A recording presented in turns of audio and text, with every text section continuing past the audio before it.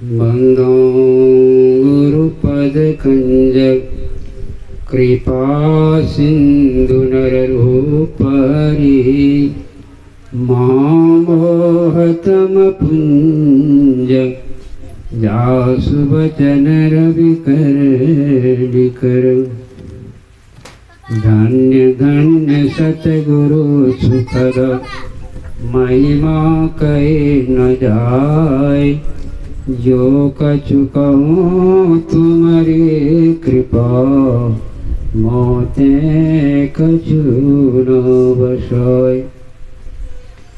अव्यक्त रूप में सर्वत्र विराजमान परमराध्य संत सद्गुरु महाराज के पावन युगल चरणों में कोटि सह नमन। व्यक्त रूप में मंच पर विराजमान परम पूज्य स्वामी श्री गुरुसागर बाबा के पावन चरणों में कोटि सह नमन।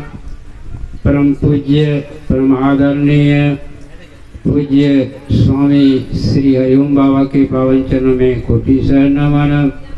भुवनेश्वर बाबा मांद जी हमारे अध्याय केंद्र के सचिव इंद्रदेव बाबा, सत्संग में उपस्थित सत्संग प्रेमी महानुभावों, भक्तिमती माता और धर्मशिला बहनों, सबों को मैं आदर के साथ सुंदर वाणी से प्रणाम करता हूँ। और मुझ में आप लोग गुरु महाराज का जयकार करें। बोलिए प्रेम से श्री सद्गुरु महाराज की जय। अभी हम लोग पवित्र ग्रंथ श्री रामचंद्र मानस सार सटीक से पाठ को श्रवण कर रहे थे। धर्म ते विरति योग ते ज्ञाना, ज्ञान मोक्ष सर्व वेद बखाना। धर्म से वैराग्य होता है, विरक्ति, और योग से ज्ञान होता है, और ज्ञान से मोक्ष की प्राप्ति होती है, मोक्ष मिलता है। अब धर्म किसको कहते हैं तो हम लोग आगे बाबा लोगों के मुखारबिंद से भी सुनेंगे। अब भगवान श्री कृष्ण तो गीता में कहते हैं कि सर्वधर्माणि परित्यज्य मामेकं शरणं व्रज। सभी धर्मों को छोड़कर जो मेरे शरण में आ जाएंगे, मैं उन्हें सब पापों से मुक्त कर दूंगा। और आज का यह जो सत्संग का कार्यक्रम ग्राम गुठिया में श्री सुरेश मंडल जी के प्रांगण में हो रहा है, यह कृष्ण जन्माष्टमी के शुभ अवसर पर, यानी भगवान श्री कृष्ण की जन्माष्टमी। तो भगवान श्री कृष्ण का अवतरण जो हुआ, भगवान श्री कृष्ण योग 16 कलाओं से युक्त होकर के इस धरती धरा पर अवतरण लिए। वैसे भगवान श्री राम 14 कलाओं के अवतार थे और सुखदेव मुनि 16 कलाओं के अवतार। भगवान श्री कृष्ण जब से जन्म लिए तो अपना योग शक्ति दिखलाने का काम प्रारंभ कर दिए। देख लीजिए, जब जन्म लिए तो देवकी और वासुदेव कारागार में थे। जन्म लेने के पश्चात ही कारागार के सभी दरवाजे खुल गए, सभी पहरेदार सो गए, और वासुदेव ने जब उनको लेकर के चले तो जमुना में जलस्तर भी बढ़ने लगा। भगवान श्री कृष्ण ने अपना चरण दिए तो जमुना का जल स्तर घट गया। फिर आगे बढ़े गोकुल। उसी दिन नंद बाबा के यहाँ भी एक पुत्री जन्म ली थी। यह तो भगवान श्री कृष्ण ने योग माया से उस पुत्री को वहाँ पर भेजे थे, और वह मरी हुई थी, यानी अचेत अवस्था में थी, चेतना नहीं थी उसमें। तो नंद बाबा सोचने लगे कि सुबह हमारे गांव में एक उत्सव है, और यदि यह सब कोई जान जाएंगे कि इसके यहाँ एक लड़की जन्म ली है और वह अच्छी तैयारी मरी हुई है तो उत्सव नहीं मनाया जाएगा। यह सोच करके उन्होंने उस रात्रि काल में ही उस बच्ची को लेकर के जाने लगे, इसको जमुना में डाल देंगे, भसा देंगे। और उधर से वासुदेव नंद जी आ रहे हैं और उधर से वासुदेव जी, दोनों मित्र थे, बहुत बड़े मित्र थे दोनों। पहले एक दूसरे को जब देखा तो वासुदेव ने भी सारी वृत्तांत करके सुनाए नंद बाबा को, और नंद बाबा ने भी सुना दिए वासुदेव को। तो दोनों ने मन में सोचा कि एक काम कीजिए, आप यह जो मेरा बालक है कृष्ण, आप इसको ले जाइए और आप जो लाए हैं उसको मुझे दे दीजिए। मैं कंस को ले जा करके यही दिखाऊंगा कि देवकी के गर्भ से ही जन्म लिए। चले गए। वही लड़की देखिए, जब वासुदेव ने कंस को दिया तो कंस तो बड़ा पहले से सुना था कि आकाशवाणी हुई थी ना कि 8वां पुत्र, जब देवकी के गर्भ से 8वां पुत्र जन्म लेगा तो वही तुमको मारेगा।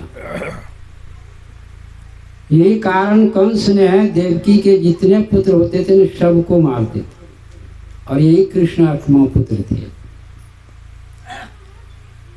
कंस ने सोचा कि ये तो आकाशवाणी हुई थी कि लड़का जन्म लेगा, लेकिन यह लड़की कैसे हो गई। खैर छोड़ो, परमात्मा की यह लीला है। कंस ने उस बच्ची का पैर पकड़ करके जो ही पत्थर पर पटकना चाहा, वह कंस के हाथ से ऊपर उड़ गया। वह जोग माया थी। और उन्होंने क्या कही, हे कंस, हे दुष्ट पापी, तुम्हारे मारने के लिए गोकुल में जाकर पैदा हो चुके हैं, तुम्हें वह मारेंगे। कंस तो बड़ा हादसा हो गया उसको कि अब तो अरे मारने के लिए कृष्ण जन्म ले चुके हैं। फिर भी उन्होंने वहाँ भी सब विद्या लगा दिए। पुतना राक्षसन को भी भेजा दूध पान करने के लिए विष भर करके, लेकिन वहाँ भी भगवान श्री कृष्ण ने अपनी योग से उस पुतना की वध कर दी। 6 वर्ष की उम्र में भगवान श्री कृष्ण ने कालियादह में नाग को नाथे। जिस कालियादह में नाग रहता था, उस कालियादह का उस विष से उसका पानी खराब हो गया था, उसमें कोई नहीं पीता था और उससे गैस निकलता था, विष निकलता। लेकिन भगवान कृष्ण जब सब सखा के साथ गेंद खेलते थे तो गेंद चला गया कालियादह में, तो भगवान श्री कृष्ण ने निकाला और कालिया नाग को एक द्वीप में भेज दिए। ये भगवान की माया है। इसीलिए भगवान श्री कृष्ण कहते हैं सर्वधर्माणि प्रतिज्ञो मामेकं शरणं प्रपद्ये। सब धर्मों को छोड़ करके भगवान श्री कृष्ण कहते हैं कि मेरे शरण में आ जाओ, मैं उसे सब पापों से मुक्त कर दूंगा। अब सर्वधर्म क्या है? देखिए, पिता का धर्म है पुत्र को पढ़ा लिखा करके योग बनाना। पुत्र का धर्म है पिता का सेवा करना। क्या यह धर्म को छोड़ने के लिए संत महापुरुष भगवंत कहते हैं? नहीं, इस धर्म को छोड़ने के लिए नहीं कहते। कहते हैं क्या कि देखिए, हम लोगों के शरीर में है जो यह इंद्रियां है ना, 14 इंद्रियों में जो 5 ज्ञान इंद्रियां हैं, 5 ज्ञान इंद्रियों का 5 धर्म है। आँख का धर्म है देखना, कान का धर्म है सुनना, नाक का धर्म है गंध लेना, जीभ का धर्म है रसास्वादन करना, और त्वचा का धर्म है स्पर्श करना। संत महापुरुष लोग कहते हैं इन 5 धर्मों को छोड़िए तब परमात्मा की राह को पकड़ेंगे।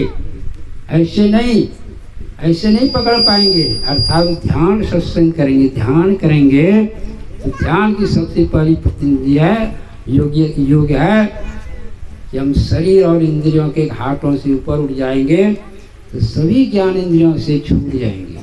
यही भगवान श्री कृष्ण भी कह रहे हैं कि सर्वधर्माणि प्रतिज्ञा। और समय बहुत कम है, बाबा लोग हैं, मैं इतना ही कहकर अपनी वाणी को विराम देता हूँ। बोलिए प्रेम से श्री सद्गुरु महाराज की जय। जब तक संसार से नहीं मुड़ेंगे तब तक ईश्वर से नहीं जुड़ेंगे। उपदेश वाणी का श्रवण कर रहे थे पूज्य श्री सागर बाबा के मुखारविंद से। भक्ति बीज पलटे नहीं, जो जुग जाए अनंत, ऊंच नीच घर जन्म ले, तो संत को संत।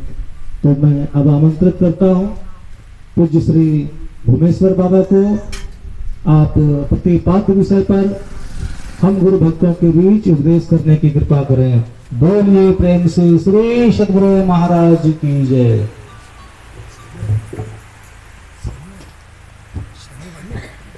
समय बांधे